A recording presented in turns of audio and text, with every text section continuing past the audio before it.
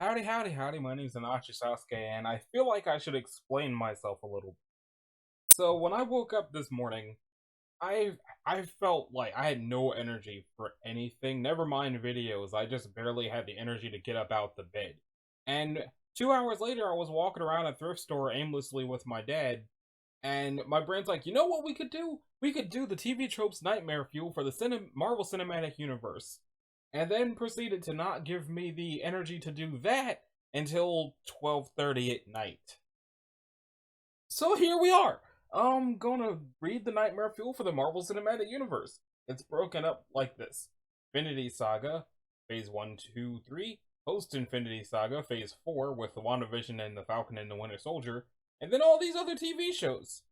But it's also got some of the movies are on this page and the others have their own page. I don't know if clicking on Iron Man is going to bring me straight into the rest of the Infinity Saga, so I'll just do different. So, the Marvel Cinematic Universe is a magical place, and a damn terrifying one at that. With criminals, mystical threats, and a titan that snapped half the universe away, the MCU can be horrifying to live in at times. So, I guess first let's click on that there Iron Man. See how that do. I can't imagine there's going to be that much nightmare fuel, at least not in the earlier movies.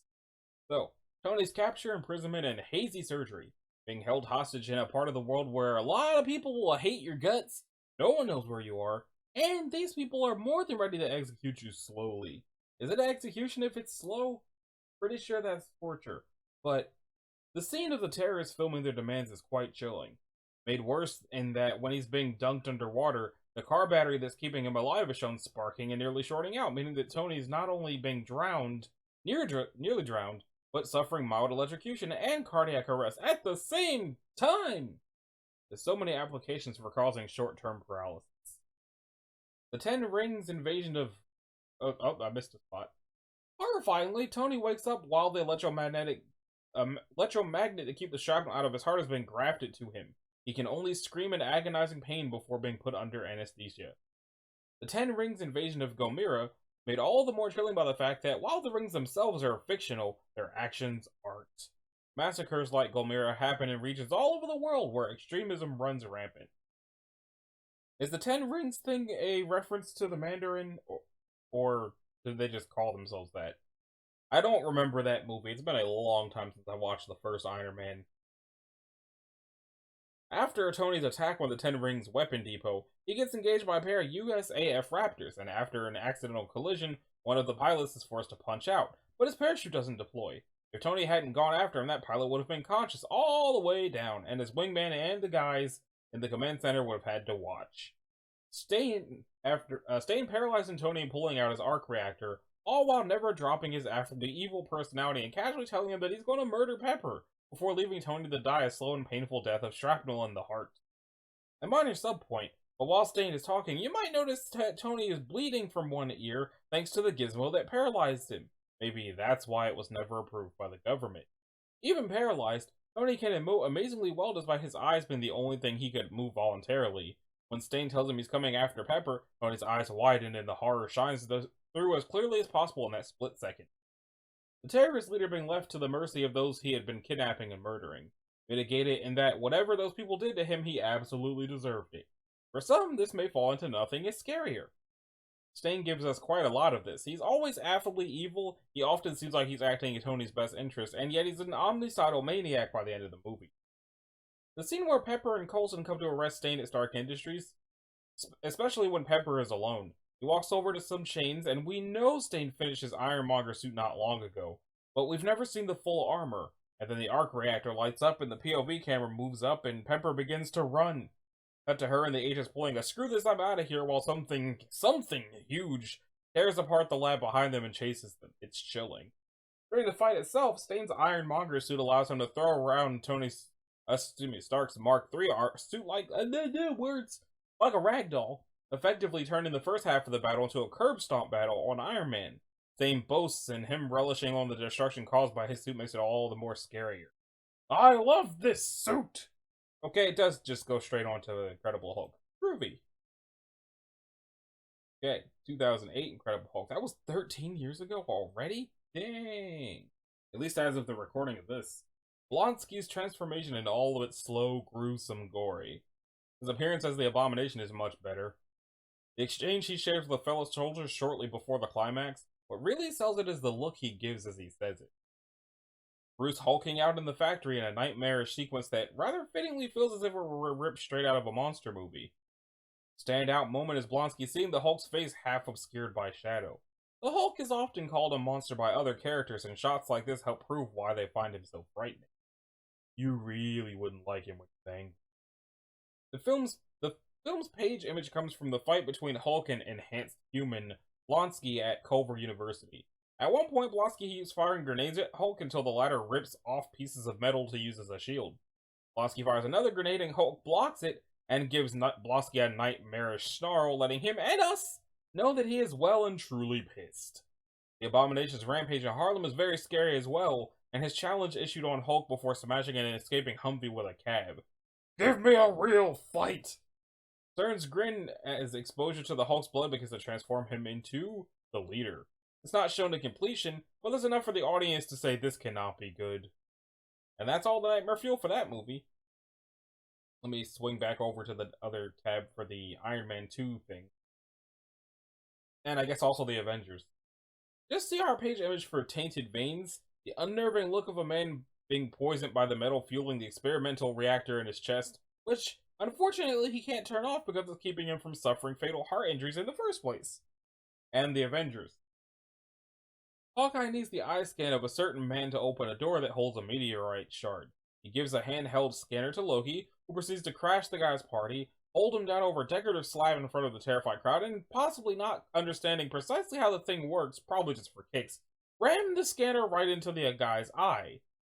Add the other patrons screaming in horror and the sounds of the process, both the machine whirring and what seems to be the guy's face being squished, and it's enough to make anyone squirm. Okay, and that swings us back around to Iron Man 3, I believe. Yes.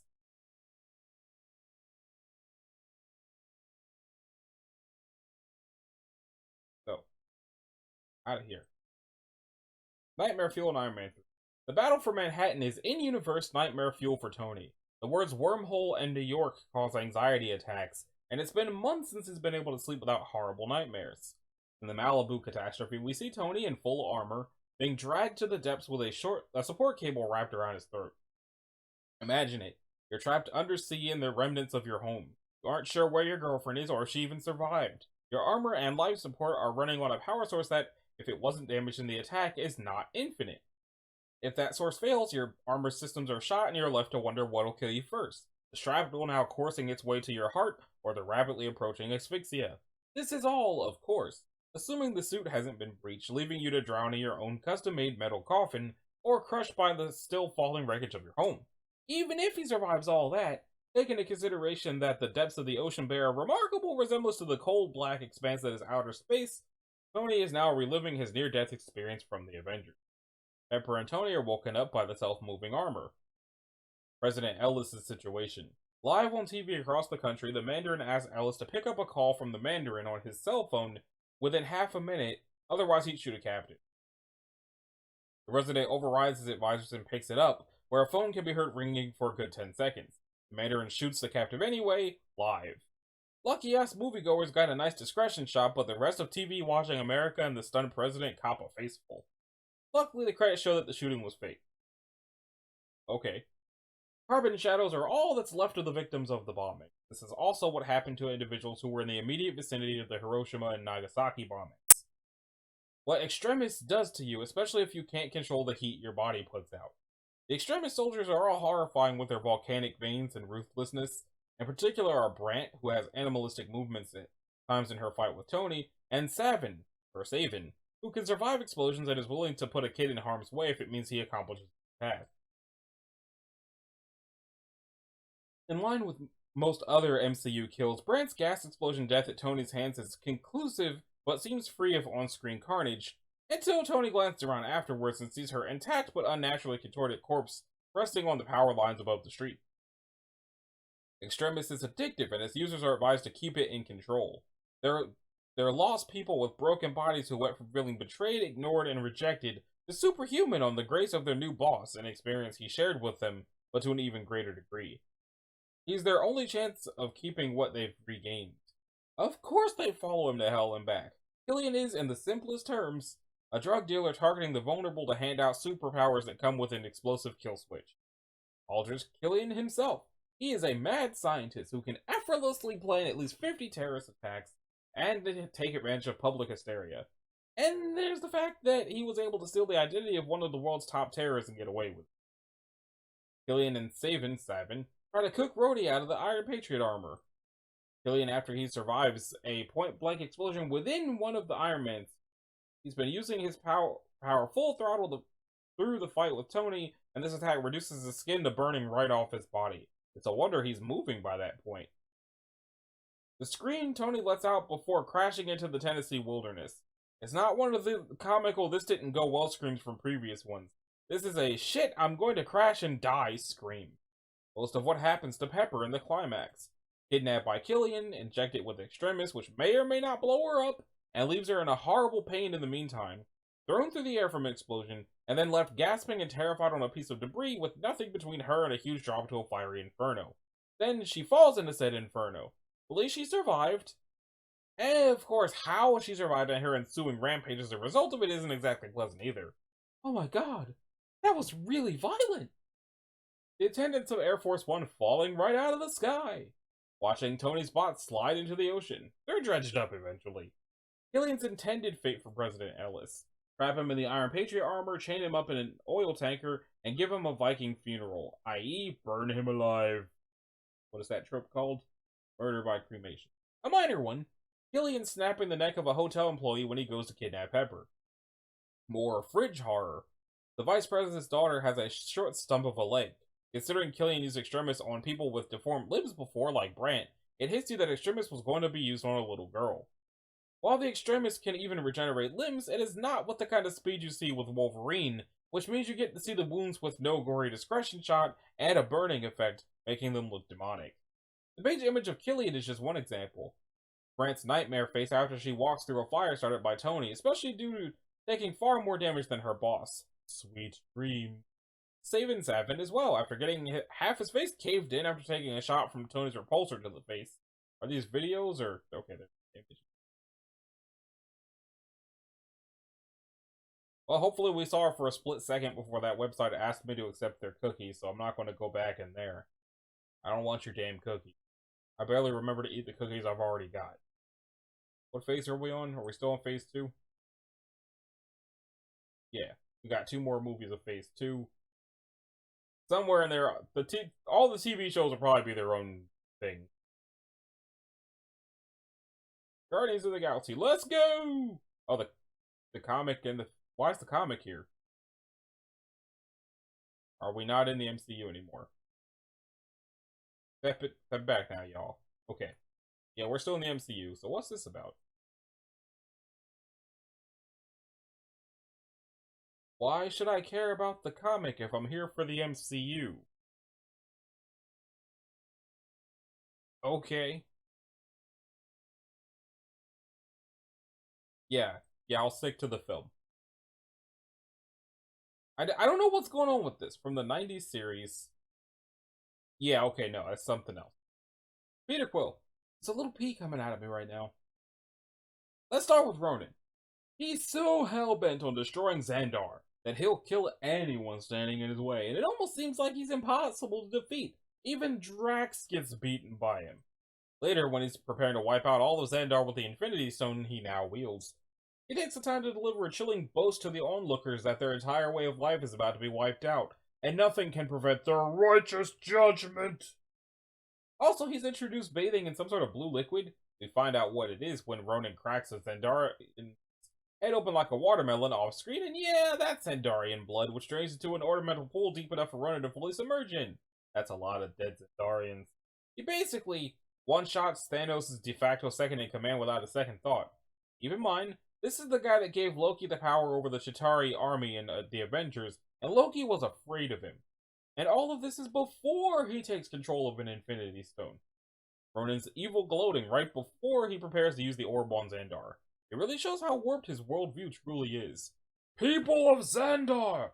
The time has come to rejoice and renounce your paltry gods! Your salvation is at hand. Begins shouting in Cree. I can't do a good Edward Norton voice, especially since he wasn't even doing an Edward Norton voice, he was doing a Ronin voice, so I'm neither of those dudes. Eson, Esson, there's probably Eson, there's not enough S's Esson. The Searcher, one of the Godzilla-sized Celestials, wiping out all life on a planet with a single stroke of his scepter. When the hell did that happen? I really gotta watch these movies again. In-universe, Quill's poor grandfather had to suffer through his daughter dying young and his grandson disappearing forever without a trace. On the same night, just as he promised her he'd look after her child. Poor guy. Imagine being Peter. Mother dies, and the second he runs away from the hospital, he gets abducted by aliens. All he can do is scream for his recently deceased mother. Then the aliens raise him, but also semi-jokingly threaten to eat him because they'd never tasted a Terran before. Karina's disintegration when touching the orb pictured above. Her? Oh. The collector's previous servant starts banging frantically on the glass of her cage when she realizes what Karina is going to do, but it's too late to stop her. The poor girl's screaming does not help. Which gets worse when you consider why she did it. What was her life under the collector like that the first chance she attempted to kill him, she took it with only a moment's hesitation? The cybernetic implants in Rocket's back are rather hard to look at. Which website is that? Huh. Oh. Later, when he's drunkenly ranting about the experiments, it's revealed that the scientists took him apart and put him back together multiple times.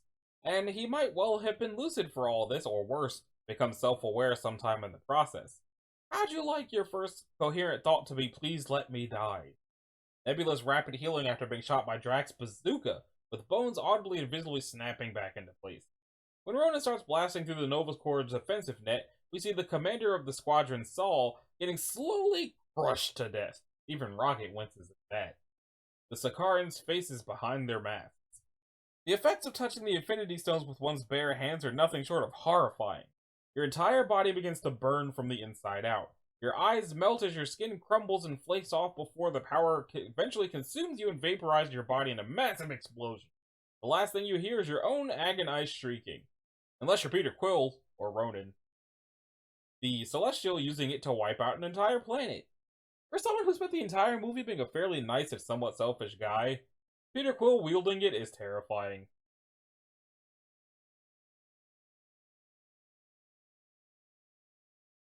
Even though there's few things more satisfying than watching Ronan get his comeuppance, the gasp of utterly horrified agony on his face as he's hit by the stone's power is terrifying.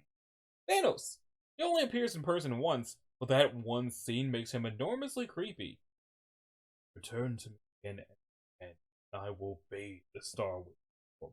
I don't remember how he sounded in that scene. Have they actually cast, the dude who played Thanos in the Avengers movies by that point? Or was it somebody else? I don't know. Drawing a blank on his name, too. I know he played Jonah Hex once, but I'm drawing a blank on the actor's name. Ronan is intimidated by him. Look at the things he's done this page, and take note of his curb stomp battle with Drax, then let that sink in. Thanos was outright called the most powerful being in the universe. That's counting a juggernaut like Ronan. You think that's bad? Just remember that Thanos doesn't even have the Infinity Stones yet. Although it is played for laughs, Groot's childish smile after he has slaughtered a couple dozen or so of Ronan's men with his powers is rather unsettling. More so because of the other Guardians' look while Groot has on a I did good look with a smile. The results of Groot's sacrifices the ship crashes. Rocket, Quill, Gamora, and Drax are essentially left lying injured on the ground, surrounded by the scattered body parts of their dead friend. If Gamora's floating, dying body after the attack by her sister in space wasn't scary enough, then it is when Quill goes out to save her and ends up slowly dying as well. His skin quickly freezes up and his eyes get all bloodshot. Space is cold indeed. Groot taking on the inmate who harasses Peter by shoving two of his fingers up his nose and presumably continuing to grow them into his sinuses, if not piercing towards his brain. He then unceremoniously rips them out. Ow. And as they walk away, he can be heard crying in pain on the floor as blood splashes from his nose. Imagine, or not, if Nathan Fillion's character did have his way with Quill. I'm not going to read the rest of that, but I don't even remember Nathan Fillion being in this movie. Gamora's reception in the film, surrounded by hostile inmates who wanted her dead because of her association with Ronan and Thanos. When they catch her later, a guard tells them to go to the showers because it'll be easier to clean the blood. As Rocket said, all the guards care about is preventing escape attempts. Yondu's weapon is basically a really sharp arrow that will be near impossible to avoid, considering how fast it moves. We only see it properly in action once, and he slaughters 20-odd people effortlessly, one of which was inside an armored vehicle. But that didn't slow the arrow down. If Yondu wants to kill you, you die. Although they appear in a comedic scene, the rat-like creatures on Morag are creepy, especially when you see their teeth as they snap at Quill's face. The remarks between Yondu and Cracklin reveal that Peter's father is a jackass. The following film shows that it's an understatement. Pretty much the entire movie can be this if one thinks about it. While the film is presented in a rather bright-colored and sanitized way, the film either shows or alludes to death by cancer, child abduction, prisoner abuse by guards, and implied threat of several instances of actual or attempted mass murder and genocide, medical torture including animal and child abuse, animal blood sports, slavery, suicide, and self-sacrifice, which resulted in a character being smashed into a million pieces. Whew. Okay, so that brings us to the next phase, I think. Yeah. No, Ant-Man. Back in we go. I never saw Ant-Man. I don't even think I tried. I've been told it was a good movie, but I didn't even try. Darren Cross, either as himself or wearing the yellow jacket suit. The vaporization of Frank, and later of a little lamb. Flushing Frank's remains down the toilet like some discarded tissue is distressingly cold at that. Worse is it's moving a little when he wipes it up, probably just jiggling from the vibration of his footsteps, but what if it's not? It's worse than that. He doesn't vaporize him, he shrinks him with an imperfect PIM device, which pretty much liquefies him when he's shrunk. Bye, Frank. Just the incredibly casual way he says that line is just off-putting. You would enter a reality where all concepts of time and space become irrelevant. As you shrink for all eternity, everything that you know and love gone. The similarly dissonant way he talks about selling off the Yellow Jacket and his samples to Hydra as if it was a board meeting is at once hilarious and unnerving. Cross's death is one nightmare fuel, that is. The first thing gone is his arm, and then poof, he disappears. Unlike Scott, his regulator and some circuitry were damaged, meaning that he doesn't shrink uniformly. He gets agonizingly crushed inside his own suit. His scream during his said death scene, and when electrified by the anti-insect lamp, is also very unsettling. It's like a mix of anger and pain all said at the same time. Not to mention poor Cassie watched the whole thing, though she was behind Paxton. If she didn't have a fondness for creepy / horrifying things, to a certain degree anyway, that could have easily scarred her for life. What, you saying it didn't? Because it sounds like it would scar somebody for life regardless. Like, I like Edgar Allan Poe, but if I see a man shrink slowly while screaming and then fly into a bug zapper, I'm not going to sleep well for a while. Just saying. His increasing insanity is very, very frightening. Kind of like thunder and lightning, as it shows how dangerous PIM particles truly are.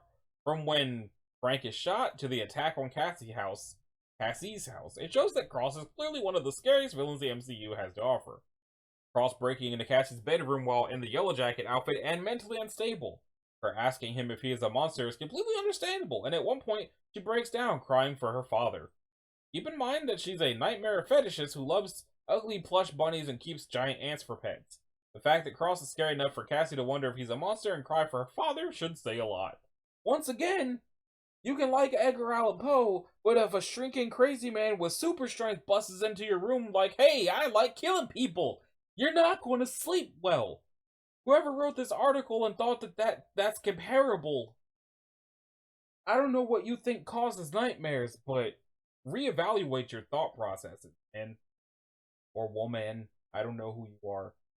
The first time Scott uses the Ant-Man suit and shrinks himself, it really drives home that when you're the size of an ant, everything is trying to kill you. Even when he makes it back to regular size, he's shaking uncontrollably. He's so freaked out he breaks into the house again just to return it.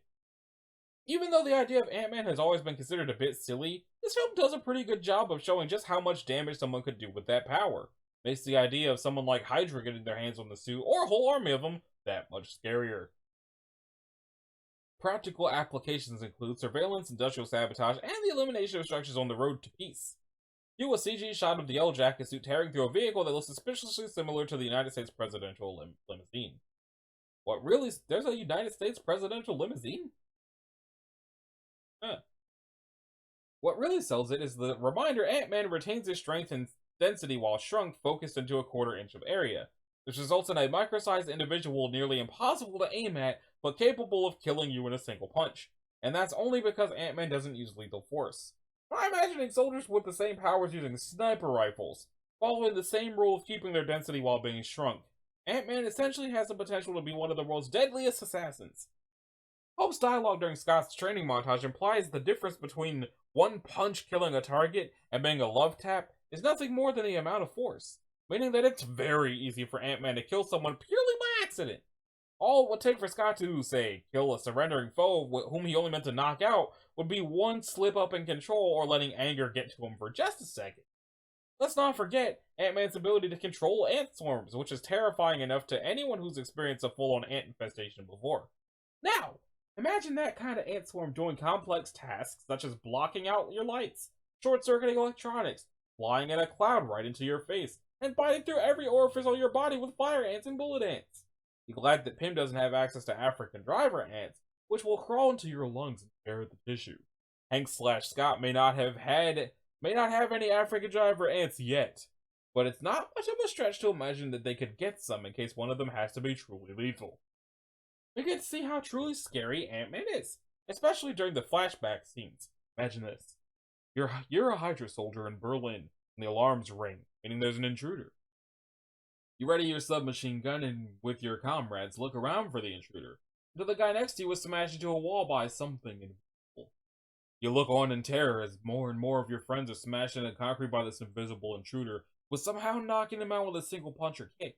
Then, as fresh soldiers pour in, the machine gun nest in the room fires on its own at you. The battalions are instantly chopped down by the high-powered rifle rounds as the machine gun turns by itself, fires by itself, and aims by itself. Now, shaking and horrified, you rush outside to find help. You sigh of relief as the tanks roll in, but the invisible attacker, within seconds, turns the place into a war zone. Tanks blow up and set vehicles aflame. Burning men run screaming, rolling on the ground to escape the pain. The explosions from the sizzling fuel tanks wipe out men like mortar assaults. Again, forgetting your training. The fact that you have a gun in your hand. Forgetting that you are a soldier serving the most advanced and powerful peacekeeping organization on the planet. You run. Up until the invisible attacker finally reaches up with you and slams you into the ground, over and over. In your panic-stricken mind, while begging your attacker to just leave you alone, you wonder who the hell is this thing is. Is it the Invisible Man? Is it a poltergeist? Has the goddamn Winter Soldier turned invisible and gone mad? Who is this abomination? Heck, even in the prelude tie-in, on Hank's very first mission, he managed to make hardened, amoral Hydra agents beg him to leave. The mere thought of Pym's residence brimming with 4 species of dangerous ants, knowing the critters could pop out at any time and saturate the plate with their bodies. When Scott wakes up in Hank's house after escaping prison, there are bullet ants all over the floor. Hope coolly informs her that they're there to keep him in line if he gets the idea of stealing anything. Scott thus has to carefully walk across a room full of ants capable of extremely painful bites while wearing nothing on his feet. And he'd be lucky if they only bit him. Bullet ants don't need much provocation to sting you. They're basically flightless social wasps. The scene where Hope demonstrates how to control the ants by summoning a swarm so dense it starts to blot out all the light, all with an increasingly deranged look on her face. The implication in the scene that she wasn't consciously telling the ants to do that, but they were responding to her foul mood and darkening the room to match it. What kind of laser focus do you need over your emotions to keep the ants from doing something really nasty to someone? The helmet of the Yellow Jacket suit ends up looking especially ominous and threatening. Understandably, it took some inspiration from classic Ultron. What's this picture? Yeah. Where am I? The Yellow Jacket suit itself is a terrifying weapon even without the size-changing tech, giving the wearer flight and built-in weaponry in the form of its lasers. Anyone who wears it basically becomes a fighter jet with legs, and one skilled operator could likely wipe out several squads of soldiers before even thinking about having to shrink. Everything about the subatomic realm and the idea that you could be stuck in there forever constantly shrinking while losing all perceptions of time and space. Heck, it looks like an F in Eldrit's location. And it's an Eldrit's location that's not off in some distant Mordor or alien planet or parallel universe. It's everywhere. You and me and everything around us are freaking built out of that very Eldrit's location. Hydra may have lost the Yellow Jacket suit, but Carson escapes with the imitation Pym particle. It's even worse if your interpretation of the dialogue is that Cross already sold the plans and prototypes. Given Hydra's manpower, we might see Yellow Jackets wreaking havoc in no time. During the final fight at Pymtech, Scott shrinks down into the model building and is shot at by Cross's goons. To us, it's just some guy shooting a model, but to Scott, it may as well be artillery fire. And as bad as regular bullets are to a shrunken Scott, it's even worse for the ants, considering bullets are at least as big as they are, if not more so. No one deliberately tries to shoot them aside from a mentally unstable Cross, but he managed to succeed with Anthony, and all that was left of him was one wing. The fight between Ant-Man and Yellow Jacket for that one family, they're just normal people innocently enjoying a barbecue night when something lands in their pool. Immediately after, they are caught in a fight between two people in super suits, one of whom is willing to kill them despite the fact that they have literally no idea what is going on, and besides Ant-Man's protection, they were helpless. And Cross didn't die when he collided into the bug zapper, so we can only hope he allowed said family to live as opposed to not leaving any witness. There were plans to tie in Ant-Man with Captain America the Winter Soldier, including the return of characters such as Alexander Pearson, Armin Zola. While this did not happen, artist Josh Neesey made a few designs for Zola's robotic appearance, and they were very unsettling. Can I actually see it? Is this guy? Oh, it's probably that guy. Okay. Thomas the giant tank engine, lying in front of the house with his eyes still wobbling. The absolutely horrible tension that just hangs in the air after Scott goes inside the Avengers facility. Nothing can be seen on the ant cams except for just the doors. The scene goes pretty much completely silent except for Hank Wortley yelling, "Scott, we've lost visual!" After a few seconds of horrible silence, Falcon goes flying out through the door with Scott inside the wing pack deactivating it. Seems even Peyton Reed seems to take Alfred Hitchcock's quote about the scariest thing that can be shown on a screen behind a closed door being a closed door close to heart. Okay? That would bring us to Doctor Strange, but first let's check Captain America and the Winter Soldier. And I guess possibly also Age of Ultron? I don't remember what order those happen in. I think Age of Ultron happens first. The concept of Project Insight takes real-life modern-day paranoia about government intelligence gathering and use of personal data by social media giants and turns it up to 11. Put simply, Hydra, having infiltrated S.H.I.E.L.D., plan to use an algorithm created by Armin Zola to collect and collate every piece of personal information they can about everyone on the planet. Then use that information to predict who could be a future threat to them, and eliminate them all at once using 3 upgraded helicarriers. That's right, Hydra weren't just planning to take out their enemies, they were planning to massacre anyone who could ever possibly pose a threat to them. As seen on the targeting screen before Cap switches the carriers to target each other, this amounts to thousands of people in Washington, D.C. alone. Avengers Age of Ultron. As pictured atop this page, Tony Stark's nightmare sequence, where another massive alien army moves towards the Earth because all the Avengers stand defeated, with even the made of indestructible shield of Captain America split in half. Rewatching the scene while deeming everything as foreshadowing of the confrontation with Thanos' forces, would be doesn't help. At one moment, the Avengers are partying and having fun. The next, a shrill whine is heard, coupled by an ominous groan from Ultron, who stumbles up. Imagine you and some friends are having some well-deserved downtime. You're chilling at one of your buddies' houses, eating takeout, doing a ridiculous dare for shits and giggles. Then some misshapen, insanely creepy thing, scrap heap from Iron Man's body, is very deep into the uncanny valley. And not only is it so damaged it looks borderline zombie-esque, but it moves with limping and jerky movements. Comes out of his basement and tries to kill you. The sheer mood whiplash could break your neck before it gets a chance to. We also cannot forget that it lurches out of the basement, doing its zombie limp wiggle in the middle of their beer and Mjolnir party, singing Pinocchio music. Cannot forget the Pinocchio. Also, I feel like I might just skip the Marvel television with the exception of Phase 4, because I'm not 100% sure I need to know any of this. I was thinking specifically the movies anyway. No. Doctor Strange. The movie opens on Caecilius stealing pages in a book containing the secrets of the Dark Dimension. Out of here, you. The first thing Caecilius does is relieve the Kamar Taj librarian of his head. We only see the shadows, but still.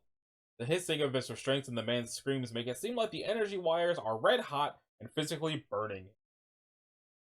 You've come to die. Your world is now my world, like all worlds. Dormammu, I've come to bargain. The hissing. Okay, I read that already. The patient at the beginning of the film. The doctor incorrectly diagnoses him with brain death and is preparing to harvest his organ. Even though Strange was a douche to the doctor, it still remains that he was able to save the man. It makes a person even more paranoid about leaving their life in a doctor's hands. A doctor could easily make an incorrect diagnosis and kill you instead of save you. There's also the question, did the doctor try less hard to save him because he was an organ donor? The car crash itself. Strange gets distracted by looking at an interesting case on his phone, and clips the car he was trying to pass, causing the spin out of control.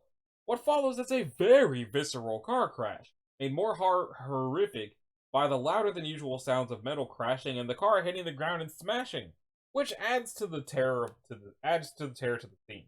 That might have been supposed to be of the scene. You can even see Strange's hands being impacted by the front of his car as it's being pushed into the cabin. For anyone who has anxiety or fears about being in a car wreck, this scene is absolutely horrifying. Strange's hands after the accident, for that matter. They don't look too good up close either. 11 stainless steel pins in the bone. When they summon the Dark Dimension's power, the skin around Caecilius and his followers' eyes peels off, revealing purplish burnt meat underneath.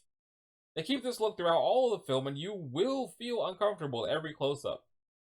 And then at the end of the film, Caecilius and his surviving disciples are taken by Dormammu, causing their entire bodies to crackle apart and burn up in a similar manner, until there is nothing left but vaguely humanoid, but still alive, shapes floating into the void of the Dark Dimension. Careful what you wish for, indeed. Some of the visions that Strange experiences when the Ancient One shows him various alternate dimensions are rather disturbing, especially when Strange sees his fingers sprout tiny hands, whose fingers then sprout tinier hands, and the recursion goes on for a while. The Ancient One falling from the sky and smashing through a glass overhang before hitting the ground after being fatally stabbed and pushed through a portal by Caecilius. While not quite as terrifying as Rhodey's fall in Civil War, the sight of the Ancient One's unprotected body smashing through the glass is quite scary. The aftermath of Hong Kong after Caecilius and his zealots attack.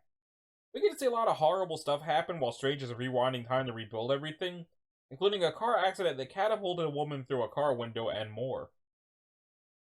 While the Hong Kong Sanctum and its neighborhood are being returned to their pre-battle state, Caecilius briefly gets closed up behind a wall and a random Moog is trapped inside an aquarium, both a la the Cask of Amontillado.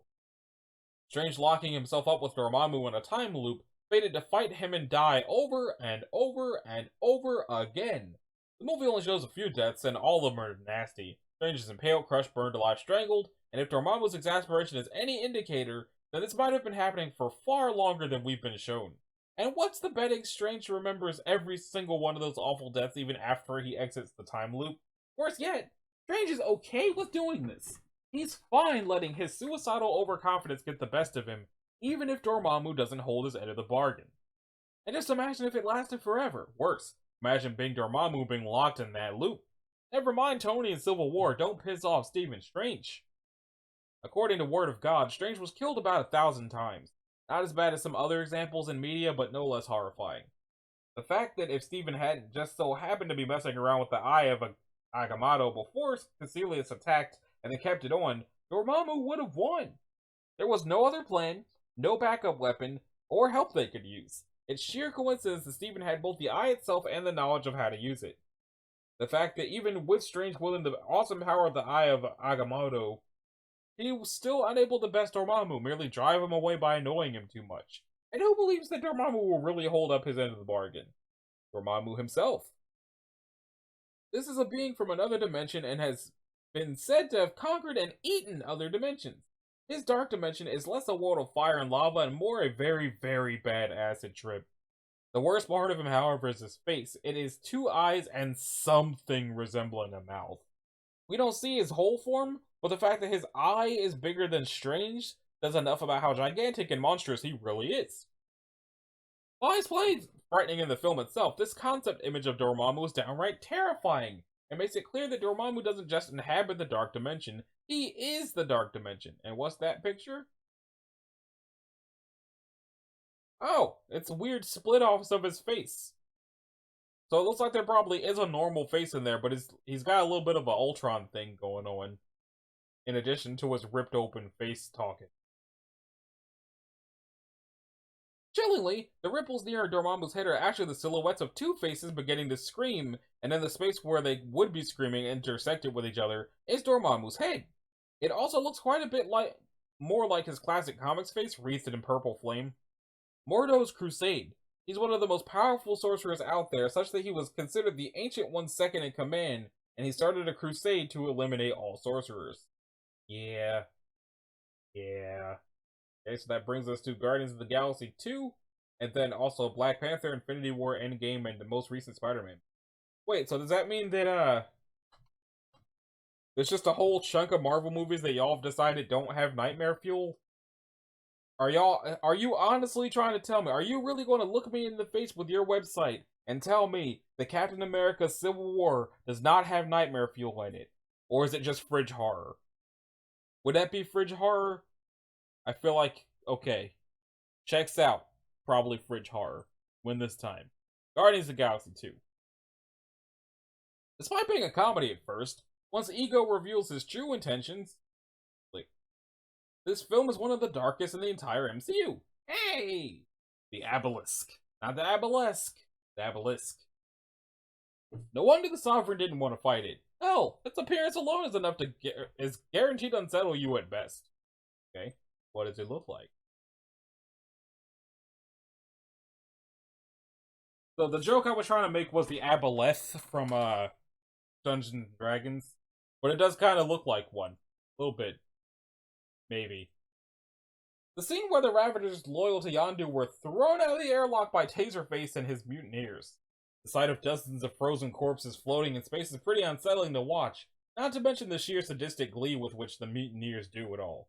Of note is Yondu's last supporter, Oblo, who goes out tearfully begging his captain to save him. And unlike Kraglin, who's clearly horrified to see his former comrades tortured to death, the rest of Taserface's faction takes sadistic pleasure in killing people they've lived and fought alongside for years. There's been plenty of death in the MCU thus far, but cruelty on this level has been almost unheard of. We get to actually witness people dying for being too long in outer space twice. One with the last loyal Ravager, Tulk, and then with Yondu. The Ravager's treatment of Baby Groot. While Taserface refuses to kill him because he's too adorable, his fate is not a pleasant one. He's locked in a birdcage, put in clothes, he then desperately tries to take off, and drenched in someone's drink, all the while everyone around him screams at the top of their lungs. And if you're thinking that that's not so bad, keep in mind this is a baby we're talking about. Groot is suffering horrendous abuse by creatures 20 times his size, and there's nothing he can do about it. Despite its upbeat tone, there are elements of Yondu's arrow rampage against his traitor's crew that are genuinely quite frightening. In particular, Yondu takes the time to snuff out the lights in one room, meaning the targets can't even see their cause of death, but instead just its red trail. Nebula putting herself together is the moment where it becomes clear how much of her body has been replaced by cybernetics, and how much pain it can cause her. One line of dialogue in particular sheds a lot of light on this.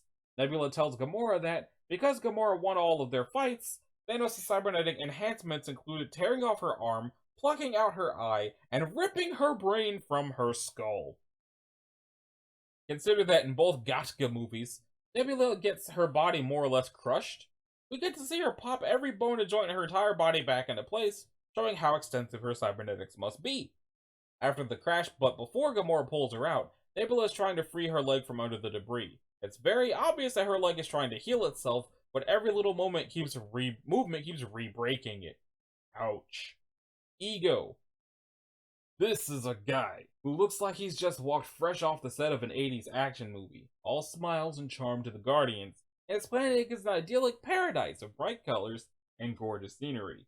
Then over time, it becomes clear that Yondu calling him a jackass was not a snide jab. He is a genocidal lunatic, hell-bent on assimilating the universe like an intergalactic tumor and remaking it all in his image. Sees those who have his powers as only batteries, and those who don't as unneeded trash. He killed Meredith Quill, and not even quickly. but by planting a brain tumor in her head, ensuring her death is slow, painful, and utterly terrifying. Because in his eyes, the love he had for her got in the way of his plans. He's easily one of the sickest, most vile characters in the entire MCU, and one can only imagine what would have happened if he did achieve his goal. I don't know why I became a sportscaster for that, but fuck this guy. Ego's human form reforming itself from bones and nerves to muscles and everything, while talking all the way. It's almost a creepier version of Dr. Manhattan's Genesis in Watchmen. Speaking of Dr. Manhattan, Ego implanting a tumor in Peter's mother is exactly what Manhattan was falsely accused of doing to others, making Ego's action all the more inhuman. When he's reforming himself the second time after getting smashed by Yondu's ship, he's screaming in rage and he looks like an extremely pissed off ghost. Third time he reforms, he's walking slowly towards the trapped and immobile Guardians, in the form of his nervous system. When he starts talking again, he mainly appears as a skeleton with glowing blue eyes and a moving jaw, pictured above, which looks very unsettling. Really? Oh, so it is. Whenever he reforms, the missing parts of his body produce his light in a strange, vaguely humanoid shape resembling his nervous system. When he finally dies as his brain is destroyed, it's disturbing to see his human avatar slowly crumble into dust from the inside out. It's also deliciously satisfying considering what he's done. The scene where Gamora and Nebula discover a glowing cavern stacked from top to bottom with skeletons on Ego's planet, and the revelation that these are all Ego's children that Ego's killed simply because they didn't have his celestial powers. Oh my god. We have to get off this planet. You know how bad this scene is when even Nebula, a cold, ruthless, dark action girl that has seen and suffered her fair share of nightmarish stuff, is horrified by what she sees. On top of that, mere minutes earlier she was trying to violently murder Gamora. The second they stumble upon this mass grave, he instantly stops cold and prioritizes getting off of Ego's planet. Adding onto it, Ego is the planet. The caves are inside his body. He's keeping the bones of his murdered children in himself, and probably only has them stashed where people can't find him instantly because it would spoil the view. He doesn't bother burying them or getting rid of the evidence. Once they're dead, they simply do not matter anymore. In particular, some of the skeletons look horribly mutilated, and some screaming in agony. Ego using Peter as a battery was nightmarish enough, but we can only imagine how he killed his other children, that he would have previously greeted in a fatherly manner, like he did to Peter, after he found out they didn't have his genes. Ego promised Yondu he wouldn't hurt his children, then states that he didn't hurt them because they never felt a thing. What isn't painful for a god is likely very painful for regular living creatures. Hell, the sheer size of the room is horrifying enough, assuming each individual skeleton is that of a child of Ego fathered. Quote-unquote fathered. And what's the size of the room? Ooh! Dang. Ego was cheerfully and happily explaining his plan to Peter, and chooses that moment to confess that he was the one who gave Meredith Quill a brain tumor. Just the casual way he says his plan was more important and he couldn't tie himself down is terrifying. Many audience members gasped loudly when he said this line. Broke my heart to put that tumor in her head. Just to make things even creepier, Ego did something to Peter so that his eyes are all one dark color with a few light pinpricks, which makes him dive headfirst into the uncanny valley. It doesn't help that the camera keeps doing close-ups on his face smack dab in the middle. It also nearly got Peter to side with Ego had the latter not made that confession regarding his mother. Say nothing of how Peter acts during that scene thanks to Ego's influence. He's completely apathetic to hearing how all of his half-siblings were killed by Ego, and grins slightly when Ego lays out his plans to destroy the entire universe. Even when he remembers that his friends will likely be killed, it takes very little persuasion on Ego's part to remind him that he's above them as an immortal. If it weren't for news about his mother snapping him out of it, he might have gone his entire life as a mindless puppet, or however long Ego wanted to keep him. Not to mention what happens after Peter snaps out of it. When Ego realizes that his son won't go along with his plan, he decides to do it the hard way, using him as a battery. Peter gets stabbed through by tendrils of light and is obviously in pain. Honestly, Peter's instantaneous reaction to learning that Ego killed his mother is absolutely terrifying once you take away the fact that Ego truly deserves it. He immediately starts shooting his blasters enough times to pulverize about 50% of Ego's upper body, without even giving him a chance to explain himself, though nothing could explain that, and all while sporting a look of pure rage on his face. The vertigo effect used to show Peter snapping out of his trance, coupled with the chilling "what?" only serves to make his coming outburst all the more unnatural and unnerving. "Who in the hell do you think you are? You killed my mother!" Ego's plan. He plants fragments of himself into other planets, waiting to gather enough energy to activate them all, having them expanding to replace the whole planet with an extension of Ego himself, killing everything on the planet at the same time. When the fragments of himself activate, we get several shots of cities on different planets being destroyed by the expanding material, and people fleeing in terror as the substance overwhelms them. Even non-sapient life like the Orloni were targeted by Ego. We see one mother and her child, as well as Peter's grandfather, survive when Peter thwarts Ego, but so many others weren't so lucky. It can be seen as even worse than that.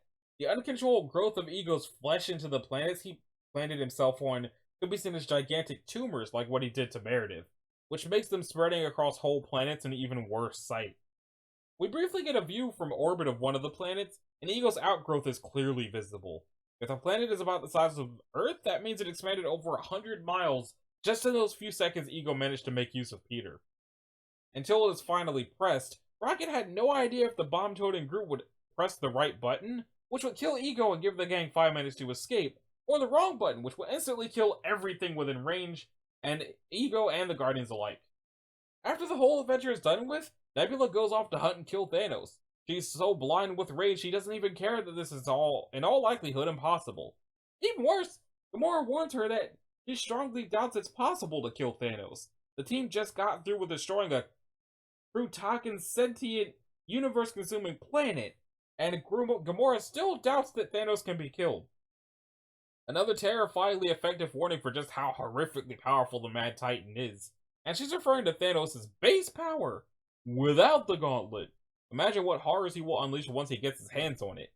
The D23 trailer reports of Infinity War report that Thanos can grab a moon-sized planet and toss it around with his gauntlet, so yeah. Ego is chump change next to the Mad Titan. The cavern walls of the planet's core are very creepy. Ego is able to turn them into giant roaring versions of his face and fire beams of celestial animate his opponents, or create energy tentacles to block and launch attacks at will. Hearing him still speak with Kurt Russell's voice in this more monstrous form is a jarring sight. Speaking of forms, Ego's definite true form, which also serves as the core of his planetary body, deserves some mention, even though it only shows up for a few scenes and has a fairly simplistic design. Basically, it's a gigantic disembodied glowing brain, which beats just like a human heart and has long, thin tendrils, similar to nervous tissue that vaguely resembles arms. Creepy. And a mixture between Nightmare Fuel and Moment of Awesome, look closely at Ego's brain/core the moment Baby Groot puts Rocket's bomb right on it and presses the correct button. You'll notice that it promptly begins to beat in a much more frantic, insane way as the bomb's countdown progresses, almost as if it's uselessly trying to avoid its imminent doom. Depending on how open Ego was about his extra-species origin with the women he seduced, and whether they had the same frame of reference for a divine being fathering a child with a female of their species as a human Terran woman from 1970s Missouri, it's possible some of Ego's mating partners didn't even realize that him getting them pregnant was physically possible? During that scene, while Ego starts explaining his plan, the shifting visual pod changes to that of his avatar standing in front of a little female child alien, just standing there. Before anything happens, the screen cuts away. What happened? Goofy as it sounds, Ego turning into David Hasselhoff is rather creepy. This is Ego knowing exactly what Quill's memories and feelings are, including how Quill wished Hasselhoff was his real dad, and throwing it all back in his face. Yeah, how come all of the Nightmare Fuel so far has been practically from the Guardians of the Galaxy movies? Like, I know some crazy wackiness happened in those movies, but the vast majority of the last 54 minutes of Nightmare Fuel has been just those. Anyway, now it's Black Panther Nightmare Fuel. According to Clow, he's the only one who has seen the true face of Wakanda and has made it out alive. It will mean Wakandans are not above killing intruders who see too much, or at least killing intruders who have malevolent intentions. It also implies that even well-meaning or accidental intruders are never allowed to leave, mitigated in the final film where he is specifically talking about Wakanda's vibranium mines, which are understandably a state secret. Cloud looks at a one-way mirror and begins to giggle, muttering, "I can see you!" T'Challa, the guy who fought half the Avengers and who's standing on the other side of the mirror, is concerned by this. Is this supposed to be Klaus? Or Claus? Claw? Probably Claw. Claw's general attitude throughout the film is unnerving, to say the least. A primary example is in the museum heist, where he tells one of the curators he can leave if he doesn't tell anyone, and then shoots him in the head as he reaches the door. Why? To make the bodies more spread out and seem like somebody less competent pulled off the heist. Claw's artificial hand falls into Uncanny Valley territory, and not just because its character poster. Creepy way it opens itself to reveal a plasma cannon also renders Claw less human. Yeah. Anything involving Black Panther is essentially a mook horror show. For the armed poachers in the jungle at night, spotting Black Panther in a tree must be enough to make them crap their pants. Then the next second he swoops one of them out of nowhere and tears through them, implacable and immune to bullets, like a predator would with his hapless prey. You don't mess with Wakanda. Let's put it this way. Black Panther is basically Marvel's Batman, without the famous no-killing rule. Let that sink in. With the jungle environment, you could also think of him as the Predator. Human beings also have an inherent fear of leopards and other big cats, which naturally he invokes. Remember, this is what happens when you invade Wakanda. Oh. Black Panther is this warning personified. When T'Challa swore to W'Kabi he would bring in Claw, dead or alive, he meant it. And he would have killed him where he stood had Nakia not warned him about the large crowd watching. His stance before he tries to kill Claw is pictured. Killmonger poisoning a museum guy's drink and then leaving her to die. His girlfriend impersonated a barista and poisoned her drink. She was dying from the moment she took the first sip of her coffee. Killmonger's speech on all the amoral things he's done and the lives he's taken just to get the chance to kill T'Challa is quite chilling. I'm not going to try to read it in character because I can't do a Michael B. Jordan even if we do share a name.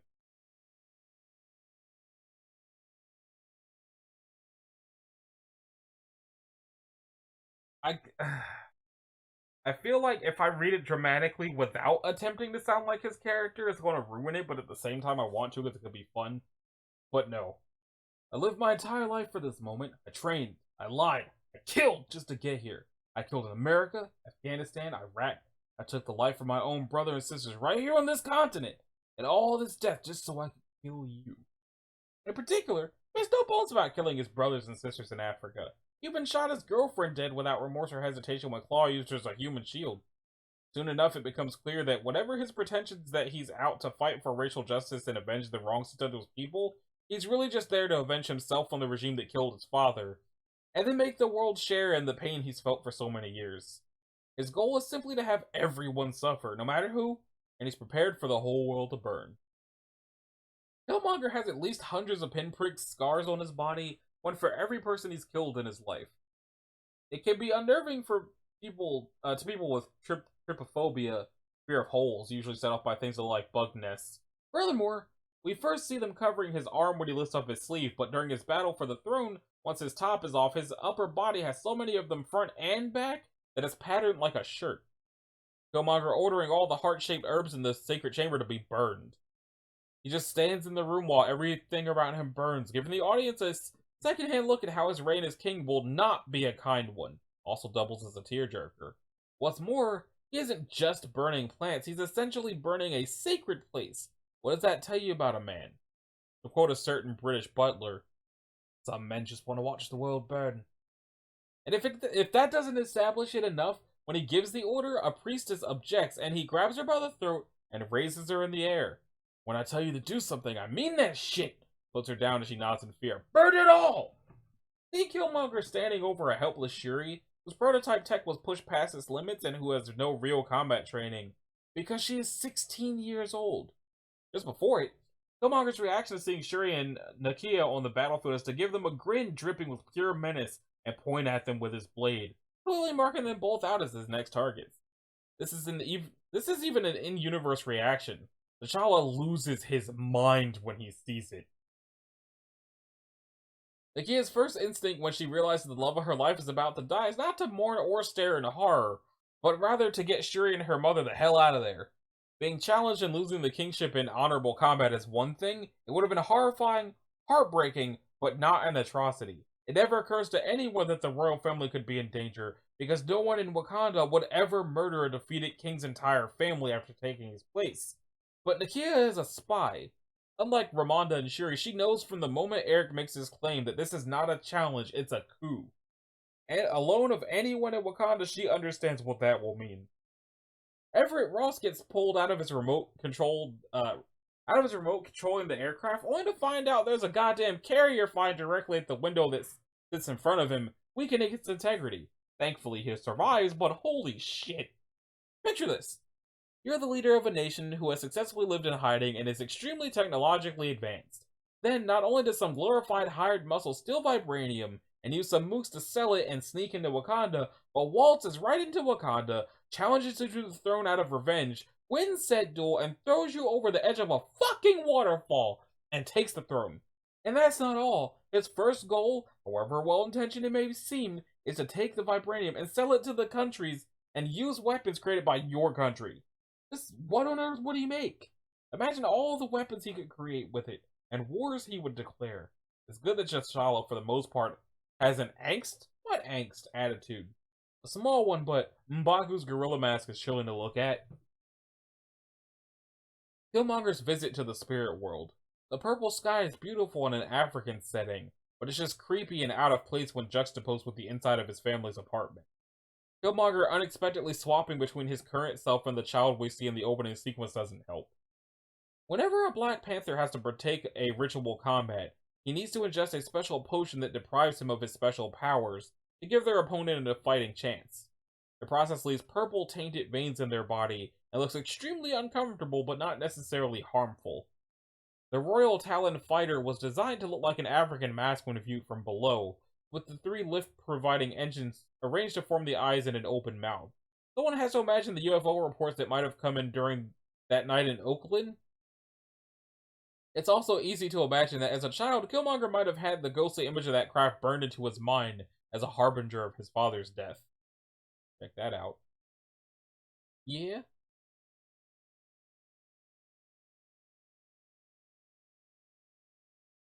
Yeah. And then that brings us to Infinity War. How long is this page? How many nightmare fuel does Infinity War have? Pushing. It's almost 2 in the morning. All the spoilers on this page are unmarked. You have been warned. Following his cameo in the stinger of the Avengers, the Marvel Cinematic Universe spent 6 years building up Thanos as the ultimate threat. Now it's time to see the Mad Titan unleashed, and fittingly, this film is way, way, way darker and contains way more nightmare fuel than all the previous MCU films. More than Guardians of the Galaxy?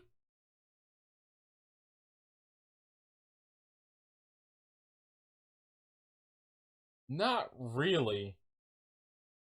Right off the bat, the movie starts with a black screen and complete silence. After a few seconds, the Marvel Studios logo begins, but its usual fanfare is also silent. Then ominous music becomes audible, followed soon after by a distorted voice.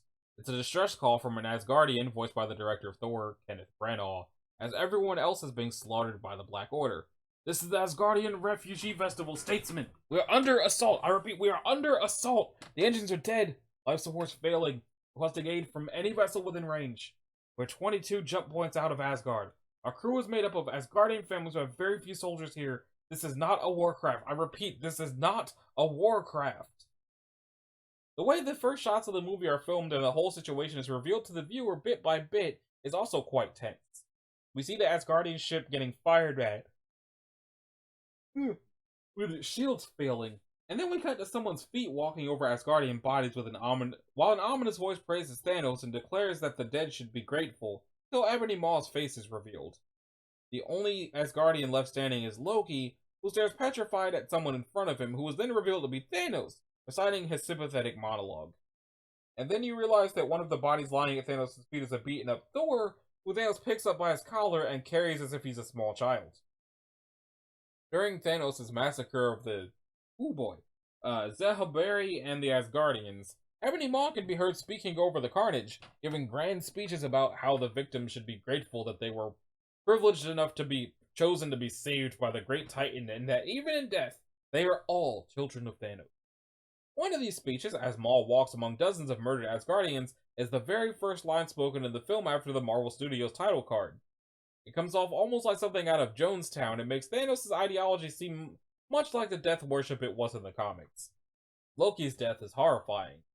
Thanos effortlessly lifts him up by the throat with the hand that is wearing the Infinity Gauntlet and squeezes. With Loki struggling against the grip until his eyes start to become bloodshot and bulge out. Then he snaps his neck with a sickening crunch, causing blood to drip from his mouth, nose, and eyes. The strangulation before the neck snap is drawn out, with a good look at his kicking legs and his bloated face before it's over. It truly looks like an execution that might be the most realistically graphic and brutal death in the MCU so far. It's actually surprising that the death itself didn't give the film an R rating. No resurrections this time. When Tony and Bruce are at the Sanctum in New York, commotion stirs outside, people panicking over something large, an aircraft, hovering over the city causing destruction.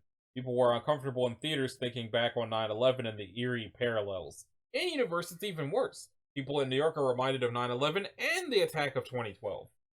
Vision getting impaled from behind by Corvus Glaive with no warning whatsoever.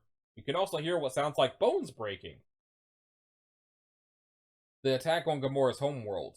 Not only is it immensely destructive and brutally indiscriminate, half of the remaining population afterwards is separated from the rest and then gunned down on screen by Chitauri, while the remaining half is forced to watch from across the aisle. In the background, you can hear Ebony Maw giving a demented sermon similar to the one he gave the Asgardians earlier on in the film. The captive Zehaberi demanding acceptance and even gratitude for the impending slaughter. Meanwhile, they cry heartbreaking screams as they watch their friends and family die before them. Though the effects are temporary, Thanos uses the Reality Stone to petrify and dice up Drax, who was attacking him, and turn Mantis, who was just standing there, into spools of fleshy and still alive grins. After thwarting her attempt on his life, Thanos had been keeping Nebula in a special magnetic torture chamber, which simultaneously pulls all the cybernetic parts of herself, most of her, in different directions, causing her tremendous amounts of pain. To add to the existing body horror, if you look close hard enough, you can even see her exposed brain. In order to make Gamora tell him where the Soul Stone is located, Thanos then increases the force that's ripping Nebula apart at the seams as Gamora weeps and her sister shrieks in agony. Ebony Maw attempts to coerce Strange into releasing the spell he has on the Time Stone by drilling a number of crystal needles into his flesh one at a time, slowly. The needles start to glow as they pierce his skin, giving the audience a nice backlit view of Strange's veins and arteries as he visibly tries not to scream. It becomes a case of dramatic irony when you realize that Strange used to be a neurosurgeon, and he's now on the opposite end of what he used to excel at while he's still conscious. Gamora's death. She knows it's coming, and she tries to kill herself to avoid a worse fate, but Thanos prevents it from happening just so he can kill her himself to get the Soul Stone. Audiences can feel the dread alongside her once she realizes Thanos does love her, and therefore is ready to kill her, and there's nothing she can do about it. Then there's this line from Thanos as he tries to rationalize it. His chillingly calm delivery makes it more frightening, like he's blaming Gamora for what he's about to do. I ignored my destiny. Cannot do that again. Even for you. Tony's fight with Thanos ends with Tony being stabbed through the abdomen with his own nanobot blade, so deep that it visibly sticks out his back. And as if that wasn't enough, blood starts dripping from his mouth as he gasps and whimpers in pain and fear, and the look of horror never leaves his face. The Outriders are somewhat nightmarical, an army of mindless alien monsters driven only to kill, heedless of the cost in their own lives. Okoye looks disgusted and horrified when she sees them flinging themselves at the energy barrier, heedless of it burning them, severing limbs and bodies. When they join the battle, they just keep coming, smashing their enemies down through sheer weight of numbers before clawing, biting, and flinging them around like rag dolls. Bruce's situation is particularly terrifying as the Outriders drag him down and start trying to bite and claw their way through the Hulkbuster suit to get at the human inside, the humany nuke its center.